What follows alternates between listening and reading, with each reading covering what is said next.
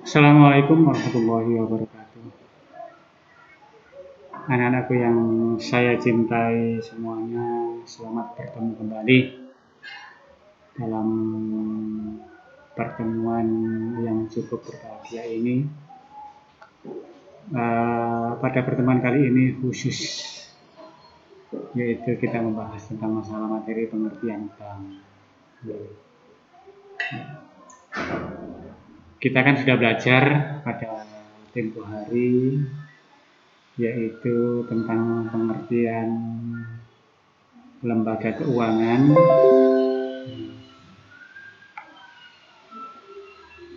Tentang masalah ini, lembaga keuangan itu dibagi menjadi dua, yaitu lembaga keuangan bank dan lembaga keuangan bukan bank.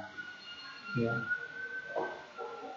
Nah, sekarang kita konsentrasi sejenak untuk memahami tentang masalah lembaga keuangan bank. Untuk itu, sekalian, pada panduan kali ini ada acuan tentang masalah pengertian bank sesuai dengan Undang-Undang tahun 1998, yaitu nomor 10, bahwa pengertian bank itu adalah suatu badan usaha yang menghimpun dana dari masyarakat dalam bentuk simpanan dan menyalurkannya ke masyarakat dalam bentuk kredit dan atau bentuk-bentuk yang lainnya dalam rangka meningkatkan taraf hidup rakyat banyak. Nah, ini sekilas pengertian tentang bank menurut Undang-Undang nomor 10 tahun 1998.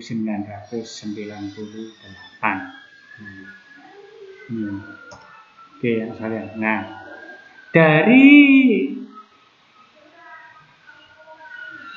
pernyataan Undang-Undang nomor 10 tadi, maka otomatis aktivitas bank itu atau kegiatan bank itu ada tiga hal. Ya, ada tiga hal sekalian ya. Yang pertama adalah menghimpun dana. Menghimpun dana ya. Ini. Jadi aktivitas atau kegiatan bank pertama itu adalah menghimpun dana. Apa yang dimaksud dengan menghimpun dana? Ya. Artinya gini, bahwa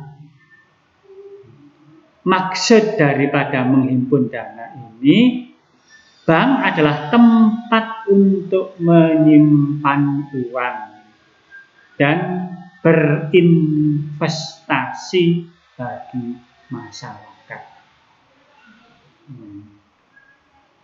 Apa tujuan daripada masyarakat itu menyimpan uangnya?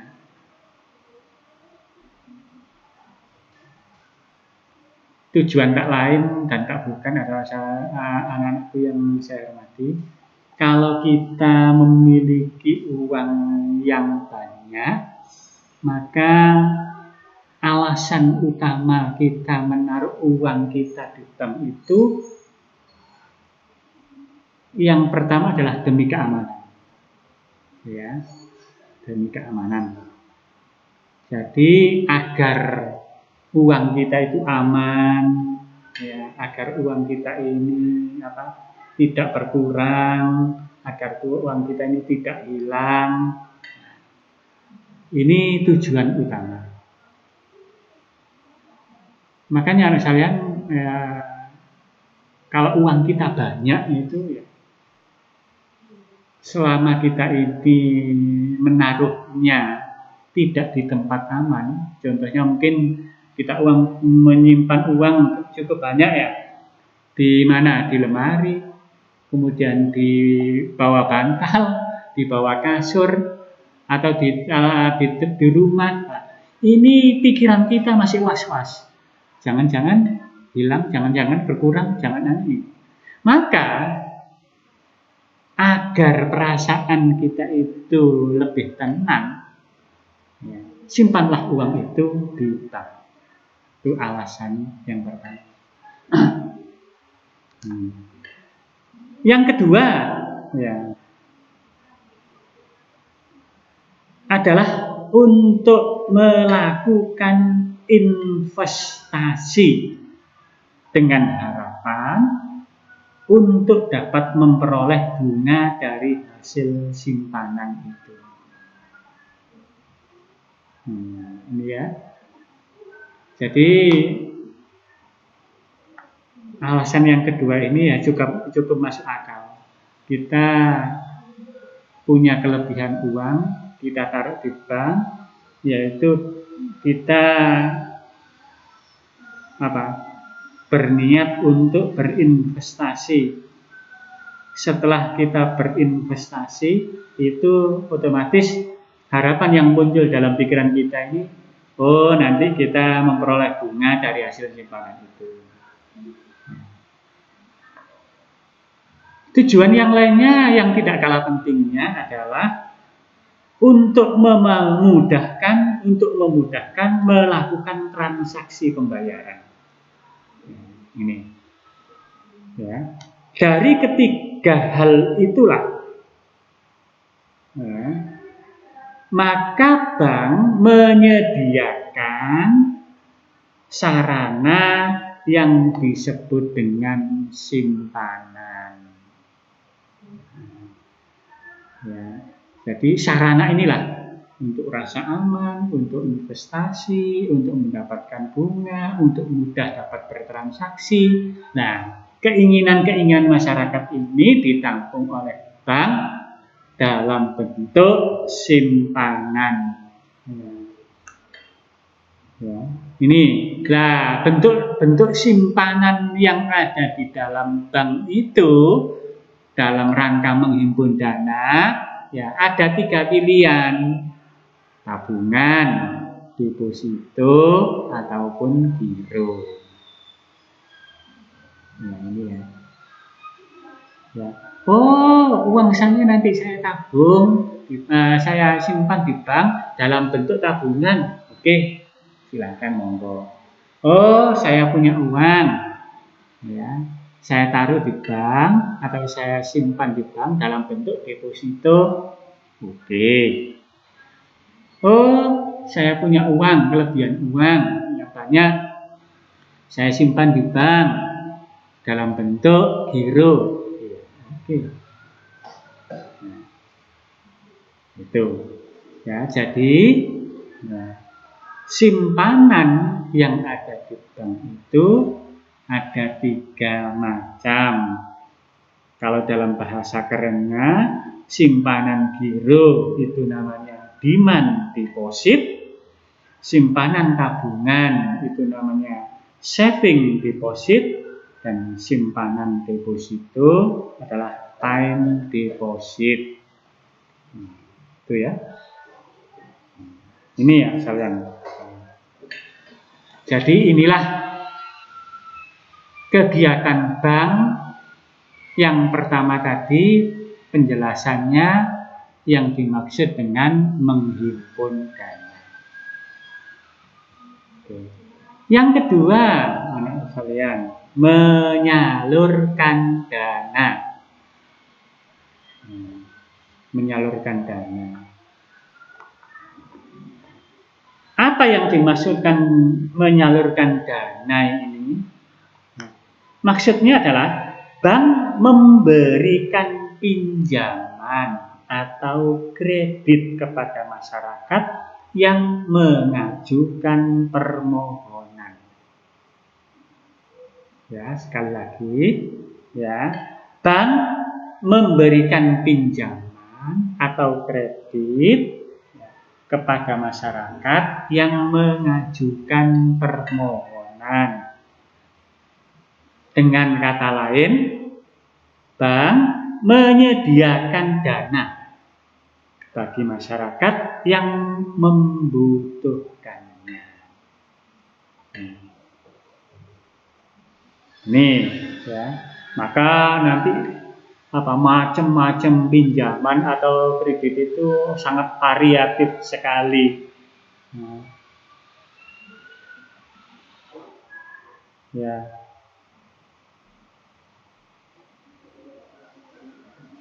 Nah, ini pinjaman atau kredit yang diberikan dibagi dalam berbagai jenis sesuai dengan keinginan nasabah.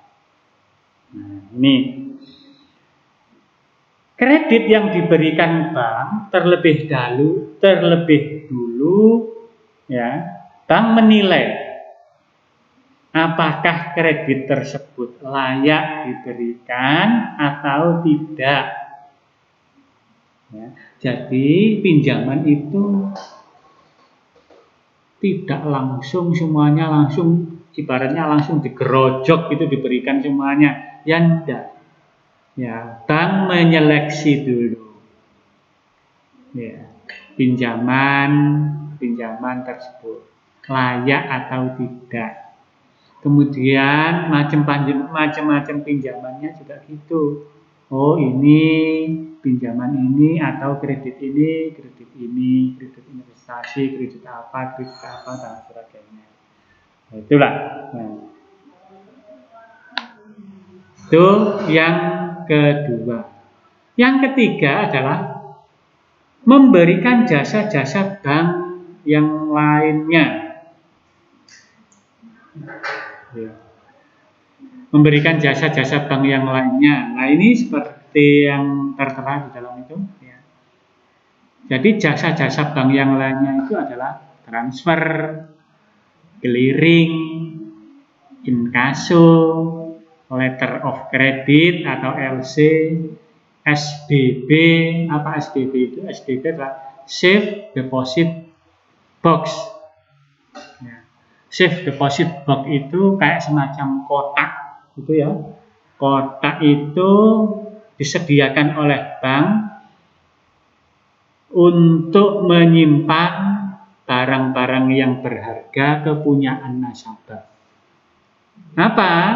Kotak yang disediakan oleh bank itu untuk menyimpan apa saja. Ya, jadi kotak ini ya berukuran sekian, mungkin kamu nanti bisa browsing atau melihat apa yang disebut dengan SDB itu. Ya. Ini tahan api. Ya, kalau cuma ada kebakaran ya tidak sampai hilang atau tidak sampai hangus. SDB, Safe Deposit Box. Kemudian juga ada bank garansi. Kemudian juga ada travel check, credit card, ya, ada bank notes, ada ATM, ada payment, ada bank draft, ada debit card, collection, referensi bank, dan lain-lain. Ini adalah jasa-jasa yang diberikan bank. Ini ya, Anda mau transfer nanti.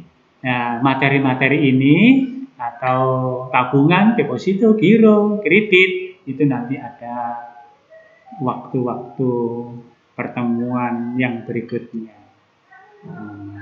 Jadi ini gambarannya. Produknya bank ini semuanya ini disebut dengan produk bank. Menghimpun dana, menyalurkan dana, kemudian memberikan jasa-jasa yang lainnya. Apa produk menghimpun dana? Yaitu tabungan, deposito, giro. Apa yang disebut dengan produk dana, menyalurkan dana? Yaitu kredit atau pinjaman. Itu masih dibagi-bagi lagi, ya. Kredit itu macam-macam. Apa yang disebut dengan kredit jasa bank yang lainnya atau servis? Ya ini transfer, clearing dan sebagainya. Nah, inilah inti dari bank itu ya cuman A, B, C ini 3 ini. Ya, gitu. Oke, ya sekalian. Ya. Ada dikatakan fungsi bank atau financial intermediary. Ya. Jadi bank itu berfungsi sebagai perantara keuangan. Bank berfungsi sebagai perantara keuangan. Coba lihat itu pada skema ini, pada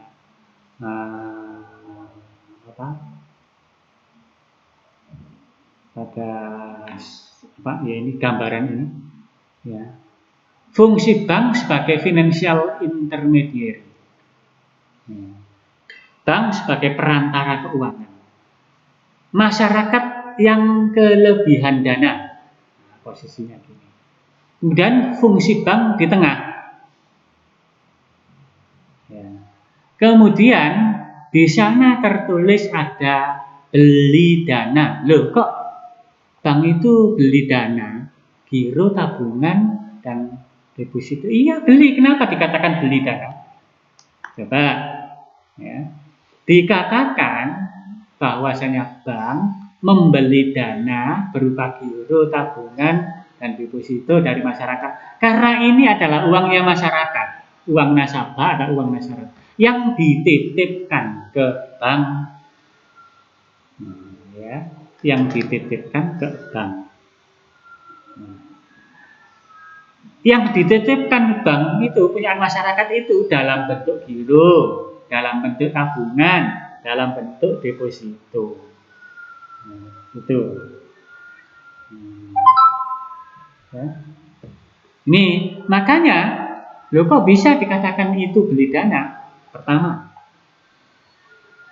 bank itu memberikan iming-iming kepada masyarakat agar supaya dananya itu ditarik di bank. Apa bentuk iming-iming itu?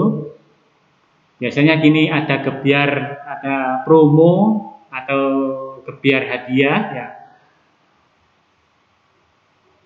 Tabungan, ya, atau deposito, ya, mulai bulan Januari sampai bulan Juni ini akan mendapatkan hadiah, gebyar hadiah, umroh, sepeda motor, mobil, tabungan kemudian lempengan emas dan lain sebagainya. Lah, ini otomatis masyarakat akan membaca, ya wis lah, ya wis kalau gitu saya tabungkan uang saya agar supaya saya dapat hadiah, entah itu sepeda motor atau mobil atau umroh dan sebagainya. Nah, ini.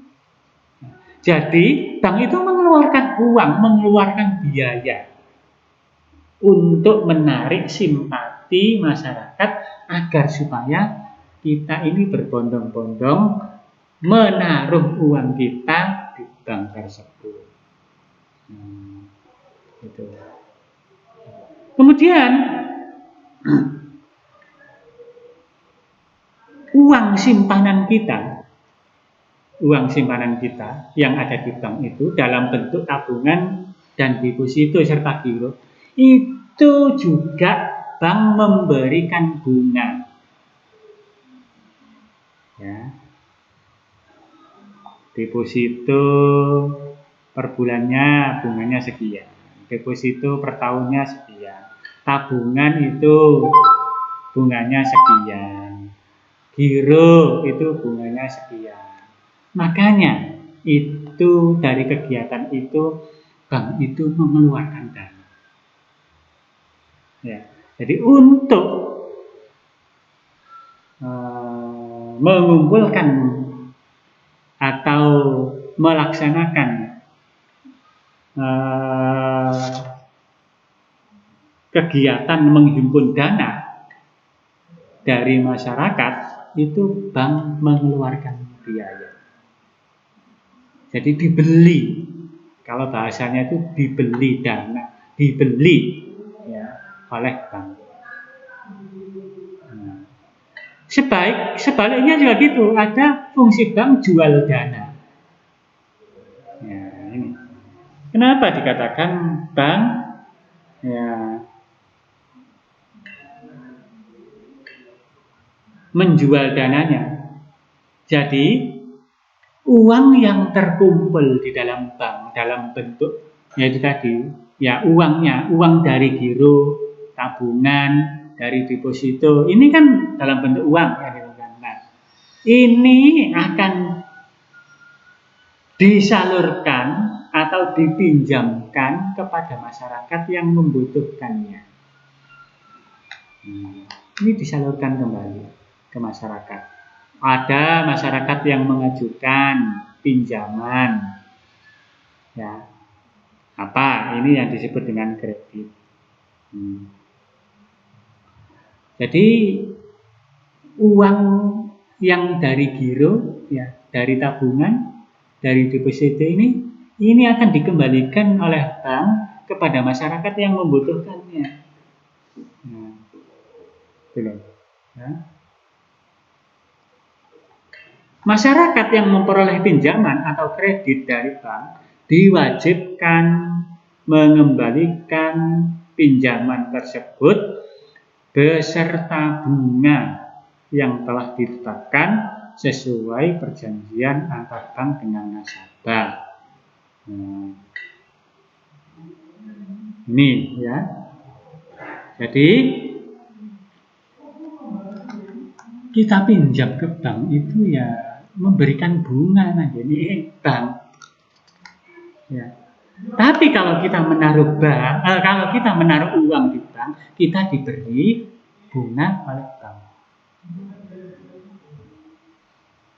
Ya. Itulah.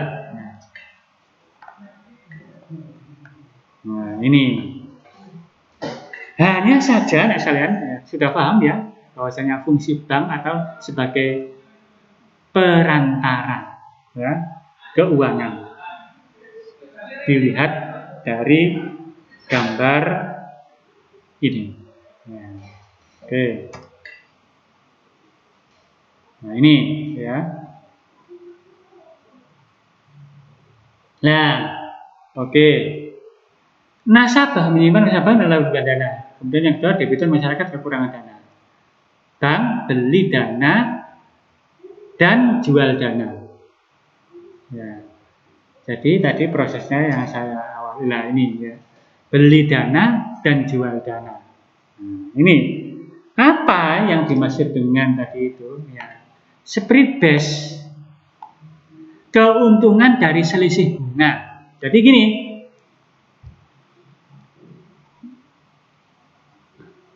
nasabah yang menaruh uangnya dalam bentuk tabungan itu kan mendapatkan dana dari bank. Sekian. Nah. Kemudian bank yang meminjamkan uangnya kepada masyarakat, ini bank mendapatkan bunga dari masyarakat yang meminjam tadi atau dari nasabah. Lah inilah selisih, ya, selisih antara bank yang memberikan bunga kepada nasabah dalam bentuk dalam bentuk tabungan tadi, pengumpulan dana, dengan bank yang meminjamkan kepada nasabah dalam bentuk kredit. Ini ada selisih keuntungannya. Selisih keuntungan inilah yang disebut dengan spread base. Ya, spread base. Nah, loh Pak, di situ kok ada keuntungan dari selisih bagi hasil disebut profit sharing untuk bank syariah. Memang beda, ini beda istilah. Namun sebenarnya sama. Kenapa kok beda istilah? Beda istilahnya gini. Ya, kalau istilah spread base itu dipakai bank konvensional, tetapi profit sharing itu dipakai untuk bank syariah. Kenapa bank syariah memakai profit sharing? Karena bank syariah tidak mengenal istilah kredit. Nah, di dalam bank syariah tidak boleh istilahnya ada kredit. Apa istilahnya di dalam bank syariah? Bank syariah itu ada istilahnya adalah pinjaman bagi hasil. ya pinjaman bagi hasil. Jadi tidak ada kredit, tidak boleh. Saya mengajukan kredit ke bank syariah, tidak boleh. Ya, saya mengajukan pinjaman ke bank syariah.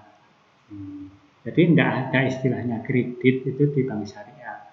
Dan bank syariah juga tidak mengenal bunga. Karena istilah bunga itu di dalam bank syariah adalah haram hukumnya. Ya, itu. Oke. Jadi itu anak saya. Ya. Jadi paham ya tentang produk bank. Apa yang dimaksud dengan produk bank tadi itu? Kegiatan bank ada 3. Ya, kemudian juga bank sebagai perantara keuangan atau bank dikatakan sebagai ini ya. Nah, ini financial intermediary. Nah, ini ya. Itu. Jadi itu misalnya ya. Fungsi ataupun kegiatan dari bank tersebut.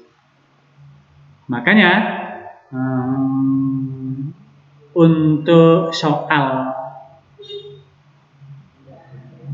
penjelasan atau untuk soal yang perlu didiskusikan pada pertemuan ini, yaitu pada materi perbankan, itu ada 4 soal yang saya sampaikan. Mengapa bank disebut financial intermediary atau lembaga perantara keuangan? Silahkan nanti dicatat. Jelaskan dengan singkat pengertian fee-based income. Ya, fee-based income. Dalam dunia perbankan ada istilah negative spread. Jelaskan. Ya. Kemudian yang keempat, uraikanlah tentang penyaluran dana bank kepada pihak ketiga. Nah, ini silahkan mungkin sekedar wacana saja untuk soal kita diskusikan pada insya Allah nanti kalau ada pertemuan materi-materi terutama berkenaan dengan masalah perbankan dasar. Nanti soal ini nanti akan saya tanyakan berkenaan dengan tugas dari materi perbankan dasar. Ya, ini anak sekalian, ya. Jadi pertemuan kita tentang masalah bank, insya Allah mungkin diharapkan nanti Anda dapat paling tidak ada gambaran, ya. Jadi bank itu apa, ya. Yang lebih detail nanti, ya ini. Jadi produknya bank itu, sebentar lah ini, ya. Maaf, nah ini gambaran tentang masalah produk bank. Akan lebih lanjut, lebih mendetail dan lebih dalam lagi. Kita nanti akan belajar tabungan, belajar deposito, giro, kredit, transfer, clearing, inkaso, LC, SDB, bank garansi, travel check, credit card, bank note, ATM, payment, bank draft, debit card, collection, referensi, dan lain-lain.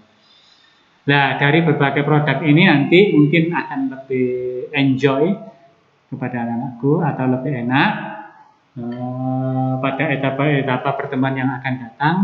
Ya, produk-produk ini bisa juga nanti berupa tugas atau juga mungkin bisa presentasi dan juga mungkin dalam bentuk-bentuk penugasan yang lainnya. Hal ini diharapkan pertama lebih efektif, ya, lebih efektif. Kemudian bisa jadi seluruh produk-produk ini akan kita bagi, ya, kita bagi sesuai dengan jumlah